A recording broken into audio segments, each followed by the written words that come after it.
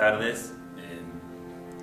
El propósito de este encuentro es compartir con ustedes una breve síntesis de un texto que ha sido fundamental dentro de lo que es el pensamiento moral de las últimas décadas. El texto que voy a proponer es Tras la virtud de Alasdair MacIntyre. MacIntyre es un filósofo contemporáneo escocés que aún vive y enseña en la Universidad de Notre Dame en Indiana, Estados Unidos, y fue conocido en el mundo de habla hispana y en el mundo académico internacional por la publicación de este libro en el año 1981, y como les digo, se ha convertido en un hito dentro de lo que es el pensamiento moral de tradición neo-aristotélica. MacIntyre es comúnmente, entre comillas, catalogado entre los autores llamados comunitaristas que se oponen a lo que sería el liberalismo moral paradigmáticamente representado en el libro del filósofo norteamericano John Rawls, Teoría de la Justicia. Hay que decir, en honor a la verdad, que MacIntyre rechaza el apelativo de comunitarista, pero un poco la academia ha vinculado tanto a MacIntyre como a otros tres filósofos contemporáneos, uno de ellos Charles Taylor, otro Michael Sandel y Michael Balzer, como un conjunto de pensadores que se califican de comunitaristas en el sentido de que postulan el hecho de que el hombre solamente puede desarrollarse como ser humano en la medida en que se lo entiende no como un individuo, sino como una persona que florece de un modo intrínsecamente comunitario.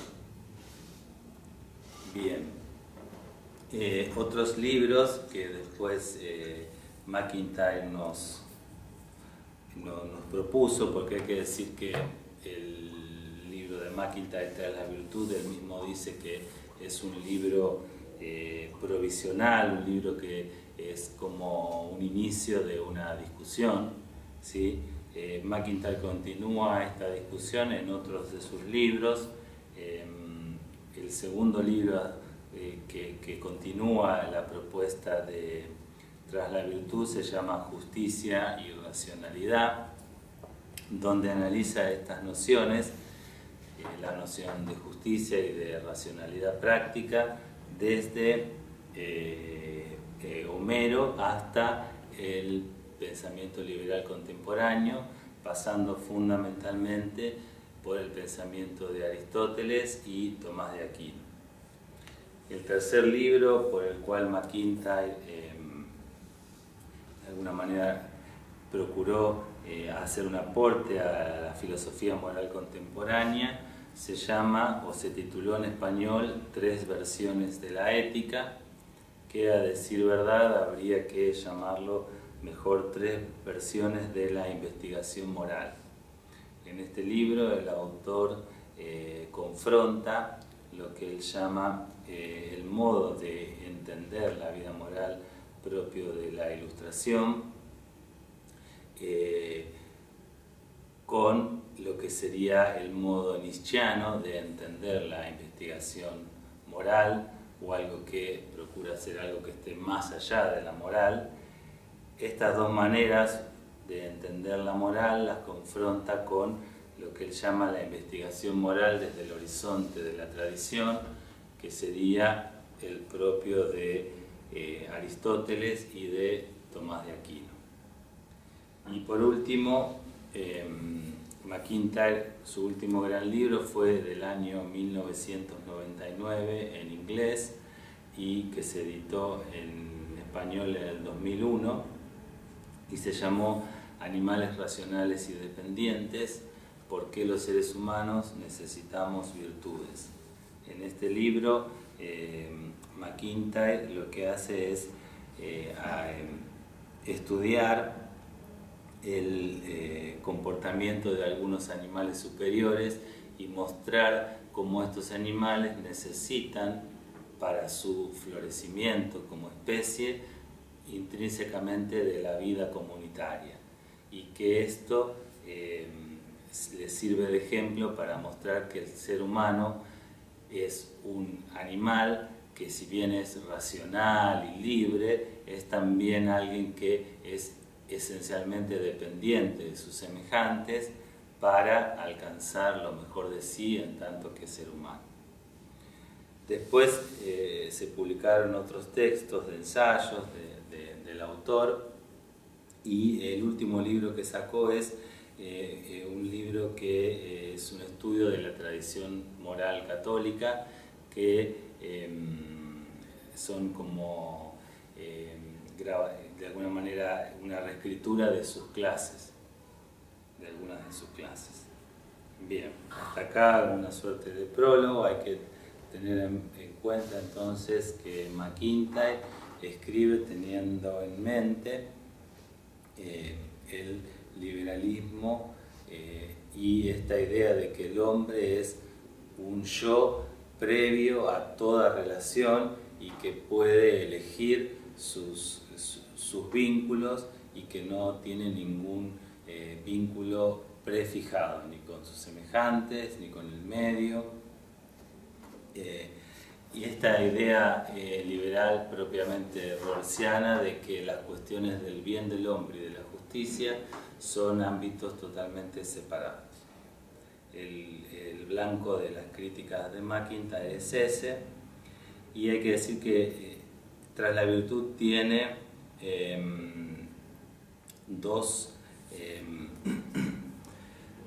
para mí, a mi juicio, dos aportes sustanciales. Por un lado, se anima a hacer una crítica profunda al emotivismo y a la modernidad liberal, y por otro lado se anima a alzar la voz del aristotelismo en un medio académico en el que Aristóteles y la moral de virtudes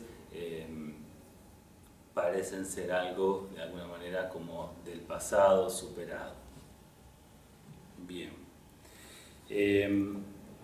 Dividí la exposición en algunos puntos. En el primer punto lo que expongo es aquello que MacIntyre llama el estado de la vida moral actual en nuestras sociedades y la denuncia que él hace. Después describo brevemente lo que MacIntyre denomina etapas en la historia moral de Occidente. Después describo un poco más el esquema moral de la etapa clásica. La etapa clásica es, como vamos a ver, la que va de Aristóteles o de Sócrates hasta Tomás de Aquino. Después lo que voy a mostrar es aquello que MacIntyre llama crisis de este esquema moral de la etapa clásica. Después voy a describir el emotivismo como corriente de pensamiento filosófico. Voy a mostrar cómo MacIntyre considera que nuestra cultura es una cultura específicamente emotivista. Después voy a describir los rasgos de la modernidad y el liberalismo moral propios de esta época, para finalizar con algunas citas donde MacIntyre muestra cuál es su posición frente a el liberalismo moral y político. De estas ideas surge lo que sería una confrontación entre la noción de individuo propio de la tradición de pensamiento liberal y la noción de persona propia de la tradición clásica, y aquello que constituye el yo, de alguna manera la subjetividad propia de cada uno. Bien, entonces comienzo con la denuncia que el autor hace del estado actual de la vida moral en nuestras sociedades. El autor comienza su libro afirmando que nuestra cultura se encuentra en una grave crisis respecto de lo moral. La sustancia de la moral ha sido destruida en nuestras sociedades. Poseemos, dice, simulacros de moral. Muchas de las palabras que informan nuestro discurso moral cotidiano se encontraban, para MacIntyre, originalmente integradas en cuerpos de teoría, en una concepción teóricamente fundada de lo que es el hombre y cuál es su destino. Estos cuerpos de teoría eran surgidos en un determinado contexto social, el contexto propio de la cultura clásica premoderna, en los que encontraban su pleno significado. Dichas nociones se encuentran ahora desarraigadas de aquellos contextos teóricos sociales y por lo tanto, dice el autor, no nos dicen nada.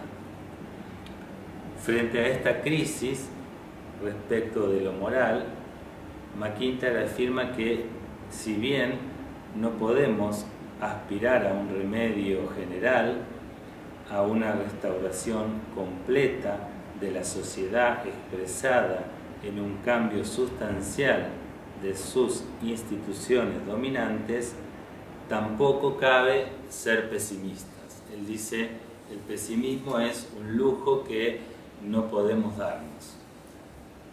Bien. El autor describe en el libro lo que serían las tres etapas de la historia moral de Occidente. Por un lado tenemos lo que él llama la tradición clásica premoderna, que va de Sócrates a Tomás de Aquino.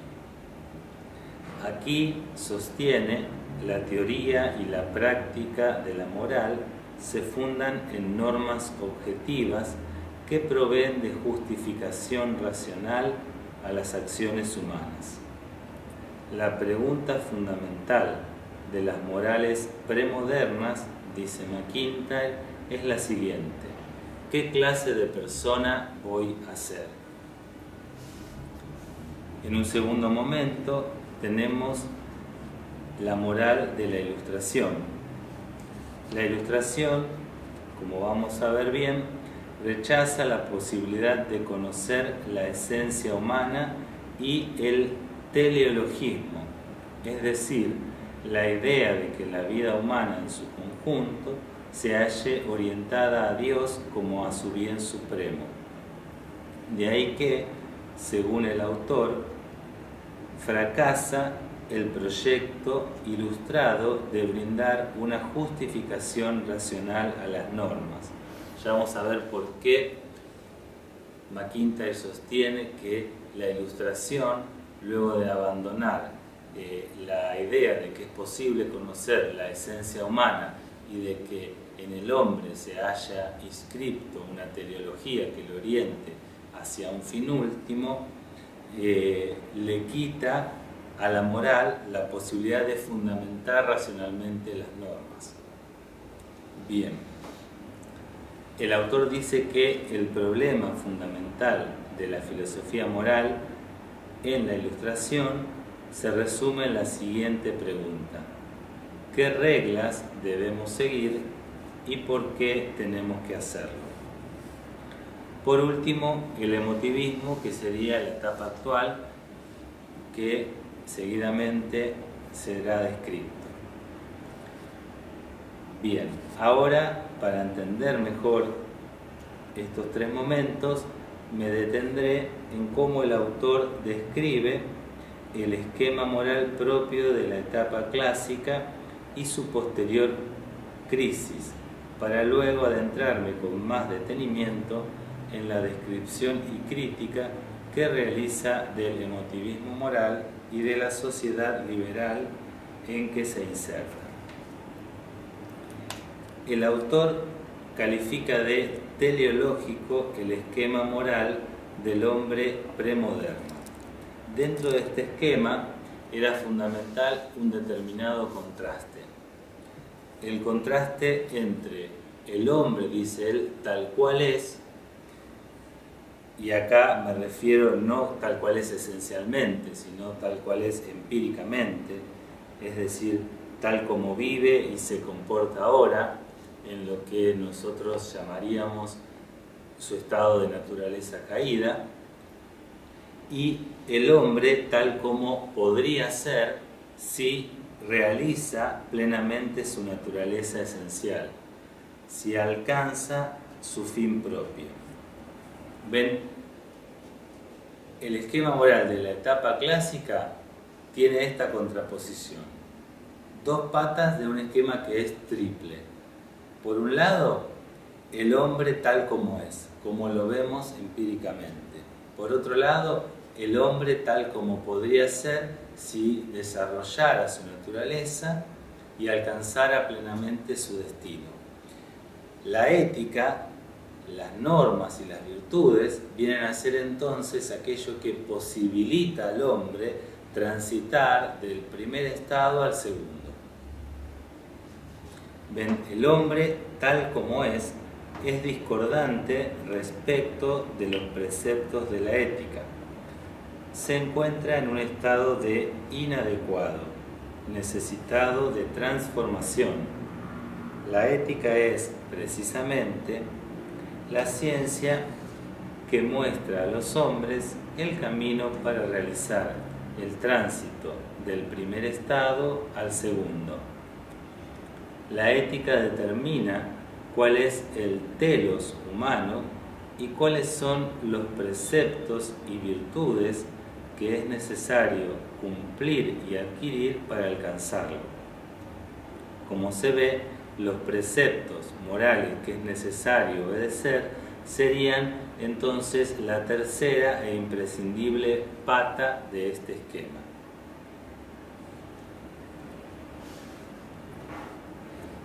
Para el autor, el esquema teleológico triple, que es aristotélico y tomista, es inteligible solo si cada uno de los elementos se mantienen y se relacionan entre sí. Dicho esquema se afinca en la convicción de que nuestro entendimiento es capaz de conocer la naturaleza y el telos humano. La vida buena humana buscará entonces encarnar el fin último en las prácticas cotidianas. Y las virtudes proporcionan las imprescindibles excelencias de temperamento y de carácter a partir de las cuales el telos puede ser alcanzado. Cito: el rechazo de la tradición aristotélica propio de la Ilustración fue el rechazo de un tipo muy concreto de moralidad en donde las normas, tan predominantes en las concepciones modernas de la moral, se inscriben en un esquema más amplio cuyo lugar central está ocupado por las virtudes.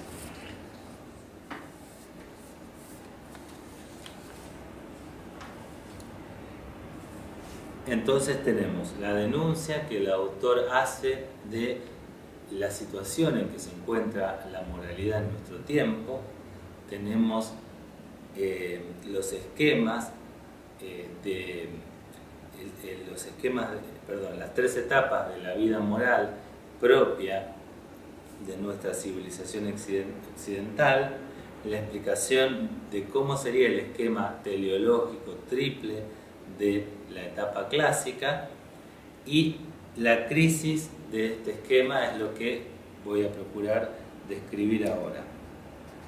El autor sostiene que cuando entra en escena el pensamiento protestante, se comienza a pensar que la razón humana, al ser destruida por el pecado, no puede dar ninguna comprensión de la naturaleza humana ni de su último fin. Posteriormente, dice, la ciencia y la filosofía moderna, esencialmente anti-aristotélicas, rechazan toda visión teleológica, ya del cosmos en general, ya de la naturaleza humana en particular. Rechazan toda comprensión del hombre como poseedor de una esencia que defina su verdadero fin. Las consecuencias de la crisis. Como puede observarse, se produce, entre comillas, la caída de la tercera pata de este esquema clásico. Entonces, desde esta perspectiva, queda trunca, invalidada, toda concepción de la ética consistente en capacitar al hombre para que pase de su estadio presente, es decir, el hombre tal cual es, a su verdadero fin. Al no poder conocerse la esencia humana, tampoco puede conocerse el telos, y por lo tanto es como que quedan dos patas en el esquema. Por un lado, la descripción fáctica del hombre tal cual es, y por otro lado, las normas heredadas de la tradición clásica, pero que no pueden ya ser teóricamente justificadas, porque encuentran su justificación precisamente en que posibilitan al hombre realizar su naturaleza esencial para que alcance su telos. Ergo, si no puedo conocer la esencia en el telos, tengo el hombre tal cual es y las normas, pero que no puedo justificarlas racionalmente. Y esto es lo que el autor afirma al decir que una vez que se abandonó el teleologismo aristotélico, la Ilustración fracasó en justificar racionalmente las normas de la vida moral. Es decir, afirma el autor, ocurre que los mandatos morales, preceptos cuyo virtuoso cumplimiento conduce al telos, no pueden ser deducidos de una descripción de aquello que el hombre empíricamente es, pues dichos preceptos vienen precisamente a educar, a corregir y a encauzar dicha presente situación. Cito: prívese a las normas del contexto cultural, de la visión del mundo que las dotaba de significado, del fondo de creencias respecto del hombre y su destino, a cuya luz fueron inteligibles, y entonces aparecerán como un conjunto de prohibiciones arbitrarias. Y esto, va a decir MacIntyre, es lo que Nietzsche denunció en su crítica radical a la modernidad, crítica que MacIntyre se encarga de decir no alcanza a la visión clásica y al aristotelismo.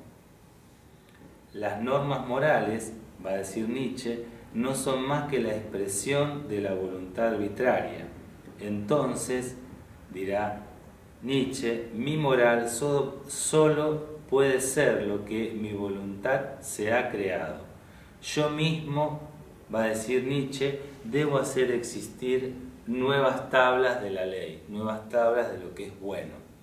Destruyamos el entronizamiento cultural de la razón y pongamos en su lugar a la voluntad de poder.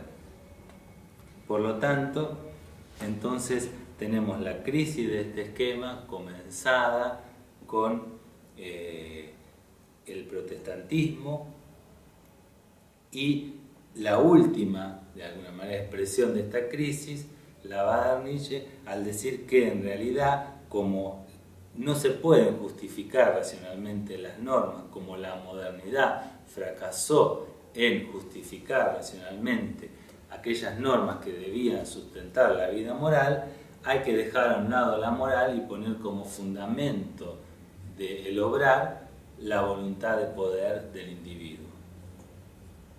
Bien.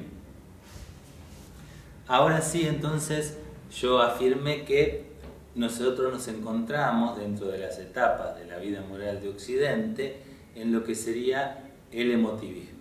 Voy a describir entonces primero el emotivismo como, de alguna manera, como concepción filosófica, y después mostrar cómo el autor está convencido de que el emotivismo está plenamente arraigado en nuestra cultura. Es decir, querámoslo o no, somos personas como naturalmente, entre comillas, emotivistas.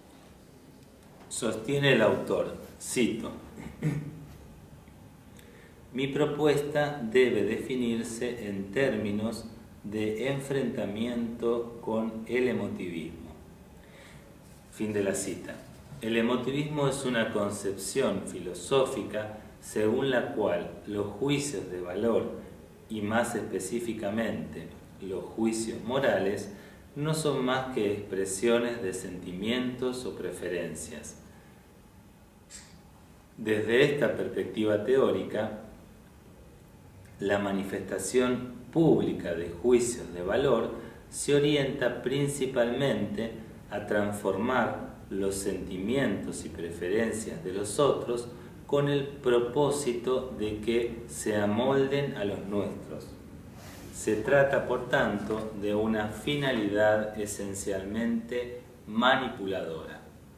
Para el emotivismo contemporáneo, cada individuo se esfuerza principalmente por hacer eficaz su propia y arbitraria voluntad. Su fin es el éxito en obtener lo que quiere. MacIntyre sostiene que el emotivismo va a entrañar dejar a un lado cualquier distinción entre relaciones manipuladoras y relaciones no manipuladoras. Una relación manipuladora es un tipo de relación no informado por la moral. Se trata al otro como un medio para nuestros fines, como un instrumento para nuestros propósitos. En contraposición, una relación no manipuladora es una relación informada por la moral. Se trata al otro como un fin en sí mismo. Por lo tanto, se ofrece a los demás buenas razones para que actúen de un modo y no de otro. Se les ofrece criterios objetivos, impersonales de acción. Y además se da a los otros la posibilidad de que evalúen por sí mismos dichas razones, que las sometan a su propio juicio. Así, por ejemplo, para el emotivismo, el juicio "esto es bueno" significa "yo apruebo esto, esto me agrada, hazlo tú también". Para el emotivismo, toda discusión filosófica respecto de los valores fue, es y será inacabable, ya que los juicios de valor, va a decir el emotivismo, no poseen valor de verdad, ¿sí? Para el emotivismo, la razón nada puede decir, esta razón que, como dije, fue contaminada, ¿sí?, por el pecado, y que ya nada puede decir respecto de lo que el hombre esencialmente es, ¿sí? El emotivismo contemporáneo, va a decir el autor, es como este momento último que se inició con la afirmación protestante de que la naturaleza del hombre está esencialmente corrompida, no herida. Bien, entonces para el emotivismo la razón nada puede decir en relación a los fines que deben guiar nuestra conducta moral. Los valores fines son creados por decisiones humanas. Aquí los juicios de valor se contraponen a los denominados juicios fácticos, es decir, juicios de hechos, de los cuales sí podría postularse que son verdaderos o falsos. De aquí que para esta corriente de pensamiento, la imposibilidad de alcanzar un acuerdo social en relación a lo moral no sería algo característico solo de nuestra cultura, sino algo propio de la moral en cuanto tal. Por lo tanto, los acuerdos morales que pudieron haberse alcanzado en otros tiempos y sociedades no serían expresión de un verdadero consenso comunitario, sino tan solo la imposición al cuerpo social de la voluntad de un grupo dominante. En síntesis, el emotivismo intenta reducir la moral a preferencias personales, o lo que es lo mismo, acabar con la moral. Por tanto, para el emotivismo no hay ni puede haber justificación racional para las normas. Por lo tanto, el emotivismo concibe el mundo social como una especie de foro para las voluntades individuales, un campo de batalla donde se lucha por dar satisfacción a las propias preferencias. Describí cómo el autor entiende el emotivismo en tanto que teoría filosófica, y ahora la denuncia que él hace de la cultura contemporánea como específicamente emotivista. Cito: actualmente el emotivismo es ampliamente aceptado. Las personas corrientes suelen pensar que las pretensiones de objetividad de los juicios morales son injustificadas. Vivimos una cultura específicamente emotivista. Una amplia variedad de nuestros modos de conducta, al menos en el ámbito de nuestras prácticas cotidianas, presuponen nuestra aceptación del emotivismo, aun cuando éste no sea una concepción teórica conscientemente asumida. Hoy la gente, dice el autor, piensa, habla y actúa como si el emotivismo fuese verdadero. Está incorporado a nuestra cultura y dice: esto marca una grave pérdida cultural. El autor también va a desarrollar lo que yo entiendo como su teoría de los personajes. Él dice que existen determinados personajes que encarnan el emotivismo. En cada cultura existen determinadas funciones sociales que se constituyen en personajes, es decir, en papeles que ponen de manifiesto los valores y principios sobre los que dicha cultura se asienta. Un personaje es un tipo de papel social dominante que condiciona enteramente las acciones de aquellos que más o menos libremente pudieron haberlos asumido. Y él destacaba en 1981 tres personajes como característicos de la cultura emotivista que sin duda siguen teniendo mucha vigencia hoy, pero pienso que podrían pensarse en otros personajes también. El primero que el autor propone es lo que él llama el rico esteta. Dice: es un personaje sobrado de medios, es decir, de recursos económicos, que interpreta a la realidad social como una serie de oportunidades para su gozo. Su mayor enemigo es el aburrimiento y su, entre comillas, cualidad más característica es la codicia. Para el autor, en el mundo moderno, se ha perdido de vista la noción de que el deseo indiscriminado de tener más, es decir, la codicia, deba considerarse un vicio. Otro personaje sería el gerente burocrático. Él dice se halla inserto en el contexto de las instituciones públicas y privadas. Posee una racionalidad eminentemente instrumental, consistente en ajustar medios, es decir, recursos económicos siempre escasos, a fines determinados. Los fines son fundamentalmente los intereses del mercado o de los grupos dominantes. Y dice, esta es la tarea central del gerente burócrata. Para él las personas son recursos humanos. El tercer personaje propio de la cultura emotivista es el terapeuta. Su labor fundamental sería colaborar con las personas para que se liberen de sus síntomas neuróticos, muchos de los cuales tienen su origen en la falta de sentido de una verdadera teleología que dota de coherencia y de sentido de unidad a la vida humana.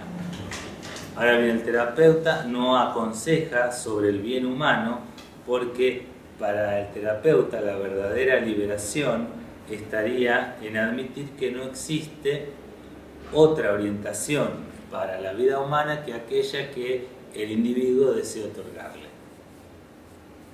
Bien, entonces tenemos tres personajes característicos de la cultura emotivista contemporánea: el rico esteta, el gerente burocrático y el terapeuta. Supongo yo que pueden pensarse otros personajes que hoy encarnan los valores fundamentales de nuestra sociedad. El futbolista y la modelo, por ejemplo. Bien, entonces el emotivismo como concepción filosófica se inserta en el contexto más amplio del liberalismo cultural y político. Bien, tras la virtud se constituye claramente en una confrontación de la tradición clásica, repetimos, de Sócrates a Tomás, con las voces de los liberales modernos. Cito: así, al fin y al cabo, la oposición moral fundamental es la que se da entre el individualismo liberal y la tradición aristotélica.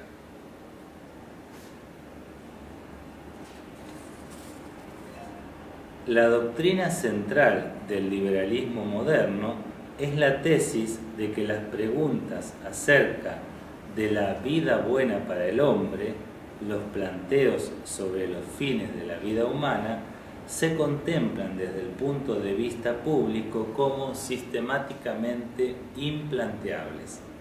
Dichas cuestiones pertenecerían al ámbito privado de cada persona. Esta tesis se fundaría en el convencimiento de que la multiplicidad y heterogeneidad de los bienes posibles para el hombre es tal que su búsqueda no podría conciliarse con un orden moral o político homogéneo. Para el liberalismo es absurdo postular, y hasta podría ser políticamente peligroso, defender una teoría de los bienes para el conjunto de los seres humanos. El liberalismo cultural ve como algo irracional concebir la vida humana como una unidad orientada hacia un bien supremo posible de ser alcanzado solo mediante las virtudes. Como dije al comenzar este encuentro, MacIntyre tiene aquí fundamentalmente en mente la teoría de la justicia de John Rawls y su principio de separar esencialmente las cuestiones relativas al bien del hombre como algo propio del ámbito privado con las cuestiones relativas a la justicia que pertenecerían más a la esfera de lo público, como si la justicia no se debería fundar en una idea del bien. Según el pensamiento liberal, la sociedad se funda en un contrato, en un acuerdo consensuado sobre las normas de justicia. Repito, las reglas de justicia no se justifican en términos de una concepción del bien humano.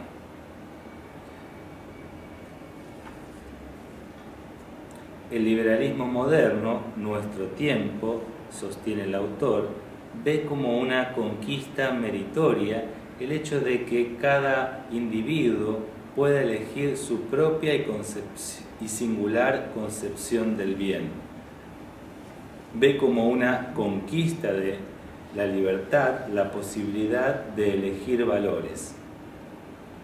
A su vez, la sociedad es sólo el terreno donde cada individuo persigue el concepto de buen vivir que ha elegido por sí mismo, y las instituciones políticas sólo existen para proveer el orden que hace posible esta actividad humana autónoma. El liberalismo sostiene que el gobierno y la ley deben ser neutrales entre las concepciones rivales del buen vivir. Por lo tanto, aunque sea tarea del gobierno promover la obediencia a la ley, según la opinión liberal, no es parte de la función del gobierno inculcar ninguna perspectiva moral. Y aquí el blanco de la crítica de MacIntyre. El Estado liberal moderno dice ser neutral respecto a las distintas concepciones del bien, pero en realidad se hace defensor a ultranza de las concepciones individualistas y de los valores del mercado, en desmedro de aquello que el autor denomina la tradición de virtudes. Las instituciones de la moderna sociedad se tornan peligrosas para el desarrollo de las virtudes. En una sociedad como la nuestra, sostiene el autor, solo se reconocen los bienes externos, es decir, el éxito, el dinero, el poder. La competitividad, entonces, es el rasgo dominante y aún exclusivo. Cito, en una sociedad donde haya llegado a ser dominante la búsqueda de los bienes externos, cabría esperar una decadencia de las virtudes, aun cuando puedan abundar muchos simulacros de virtud. Se finge amabilidad, cortesía, consideración de los otros, pero solo como una máscara para obtener reconocimiento y poder. La noción de comunidad, entendida como vinculación de las personas, sustentada en una concepción compartida del bien humano, es entonces ajena al individualismo liberal. En nuestro presente cultural no tenemos, y esto lo digo yo a excepción de la Iglesia, ningún concepto de esa forma de comunidad interesada por la vida humana como un todo. No se habla aquí entonces de una agrupación interesada por este o aquel otro bien particular. Para MacIntyre, la sociedad liberal moderna no puede sino ser una colección de ciudadanos de ninguna parte que se han agrupado para su común protección. Poseen con mucho esa forma inferior de amistad que se funda en el mutuo beneficio. Nuestras sociedades han abandonado la unidad moral y de aquí se hace inevitable la ausencia de auténticos lazos de amistad. Surge, por tanto, va a decir el autor, una cierta paradoja en la experiencia moral contemporánea. Por un lado, cada sujeto está acostumbrado a percibirse como un agente moral autónomo. Cada sujeto busca encarnar sus propios principios morales. y sucede que no encuentra en la vida pública otro modo de hacerlo que no conlleve cierta manipulación de los demás. Por otra parte, este hombre libre dejó de someterse a la moral tradicional para someterse, va a decir el autor, a paradigmas estéticos, al consumismo masivo y a una burocracia privada y estatal que lo aprisiona. El liberalismo fragmenta cada vida humana en multiplicidad de segmentos, cada uno de ellos sometido a sus propias normas y modos de conducta. Esto impide a las personas encarar la vida humana como un todo, como una unidad con su telos adecuado. El trabajo se separa del ocio, la vida privada de la esfera pública, lo grupal de lo personal. El autor enfatiza el hecho de que se nos ha enseñado a pensar la vida no como una unidad. Y de tal manera que la vida humana termina por parecer una serie de episodios sin conexión, una suerte de, dice, liquidación del yo. Un yo así carece de aquel ámbito de relaciones sociales donde pueden ejercerse las virtudes. Nuestra sociedad, en términos del pluralismo, aniquiló toda posibilidad de consenso moral. Bajo la máscara de una retórica política pluralista se esconde la profundidad de nuestros conflictos sociales modernos. Bueno, voy a ir redondeando. Me parece significativo, él, como dije en un comienzo, contrapone lo que sería el individuo o el yo, entendido como individuo propio de la sociedad contemporánea, con la concepción de persona propia de la sociedad clásica. Pero voy a dejar esto a un lado para destacar algunas citas donde se muestra claramente la opinión que tiene el autor y la propuesta que el autor hace.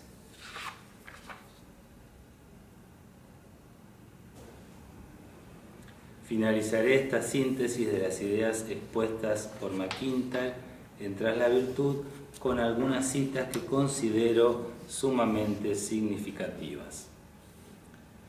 Espero que mi argumentación ha dejado en claro que la tradición de las virtudes discrepa en ciertos rasgos centrales del orden económico moderno y en especial de su individualismo, de su afán adquisitivo y de su elevación de los valores del mercado al lugar social central. Ahora quedará claro también que conlleva además el rechazo del orden político moderno. Ello no quita que existan muchas tareas que solo a través del gobierno se pueden llevar a cabo y para las cuales aún se necesita su actuación. La norma de la ley debe ser vindicada, la justicia y el sufrimiento inmerecido eliminado, la generosidad ejercida y la libertad defendida, todo lo cual solo es posible en ocasiones por medio de las instituciones del gobierno. Fin de la cita. Una nueva referencia. La política moderna, sea liberal, conservadora, radical socialista, ha de ser simplemente rechazada desde el punto de vista de la auténtica fidelidad a la tradición de virtudes, porque la política moderna expresa en sí misma y en sus formas institucionales el rechazo sistemático de dicha tradición. Fin de la cita. Una nueva referencia. Espero que ahora habrá quedado claro que yo no me limitaba a sumar argumentos contra las encarnaciones sociales del individualismo liberal, sino que también sentaba las bases a favor de un planteamiento diferente para la sociedad en el que la tradición aristotélica y tomista pudiera encontrarse más cómoda. Mi conclusión: la tradición aristotélica puede ser reformulada de tal manera que se restaure la racionalidad de nuestros compromisos morales y sociales. Y por último, MacIntyre finaliza el texto haciendo una analogía histórica entre nuestro tiempo y lo que fue la crisis del Imperio Romano de Occidente por las invasiones bárbaras. Él dice que la tradición moral de las virtudes y la tradición clásica sí pudo salvaguardarse de la barbarie moral por el surgimiento del monacato, es decir, de aquellas comunidades donde se puso bajo el amparo de la plenitud que inauguró la tradición y la fe cristiana, en aquellas comunidades donde se pudo salvaguardar la romanidad y los valores más importantes que la cultura helénica nos había dejado. Entonces él dice que así como la tradición de virtudes pudo sobrevivir a barbaries pasadas, también hoy puede sobrevivir en la medida en que nosotros, dice, restauremos la vida de comunidades donde pueda vivirse bajo la égida de una noción compartida de bien humano. ¿Sí? Es decir, el cambio no va a venir tanto desde arriba, desde las instituciones del gobierno hacia la sociedad, sino desde la sociedad misma, en la medida en que de alguna manera se restaure esta idea propia de San Benito. Cito donde esto se explica mejor.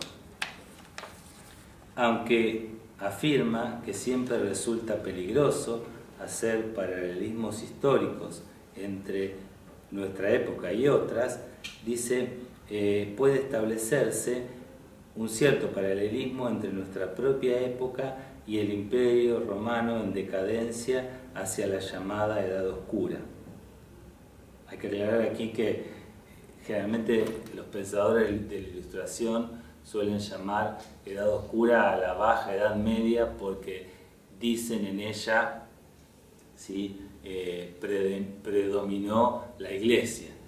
En realidad fue oscura porque es verdad que la barbarie propia de los pueblos germánicos destruyó la romanidad, y si hubo alguna luz que salvó de la barbarie fue precisamente la influencia de la Iglesia y su recuperación de todo lo bueno que tanto la tradición helénica como romana aportaron y que fue iluminado y llevado a su máxima expresión con el advenimiento del cristianismo.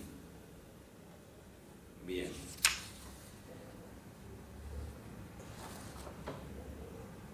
Se dio, afirma MacIntyre entonces, un giro crucial en la antigüedad cuando hombres y mujeres de buena voluntad abandonaron la tarea de defender la idea de imperio y dejaron de identificar la continuidad de la comunidad civil y moral con el mantenimiento de ese imperio. En su lugar se pusieron a buscar, a menudo sin darse cuenta completamente de lo que estaban haciendo, la construcción de nuevas formas de comunidad dentro de las cuales pudiera continuar la vida moral de tal modo que la moralidad y la civilidad sobrevivieran a las épocas de barbarie y oscuridad que se avecinaban. Y dice el autor, si mi visión del estado actual de la moral es correcta, debemos concluir también que hemos alcanzado ese punto crítico. Lo que importa ahora es la construcción de formas locales de comunidad.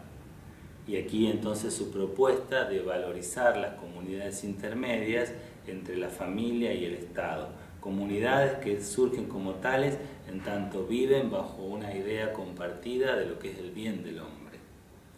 Entonces, lo que importa ahora es la construcción de formas locales de comunidad, dentro de las cuales la civilidad, la vida moral y la vida intelectual puedan sostenerse a través de las nuevas edades oscuras que ya caen sobre nosotros. Y si la tradición de las virtudes fue capaz de sobrevivir a los horrores de las edades oscuras pasadas, no estamos enteramente faltos de esperanzas. Sin embargo, y esto lo decía McIntyre en 1981, en nuestra época los bárbaros no esperan al otro lado de las fronteras, sino que llevan gobernándonos hace algún tiempo. Y nuestra falta de conciencia de ello constituye la parte más difícil de nuestra situación. No estamos esperando a Godot, sino a otro sin duda muy diferente, a San Benito. Fin de la cita.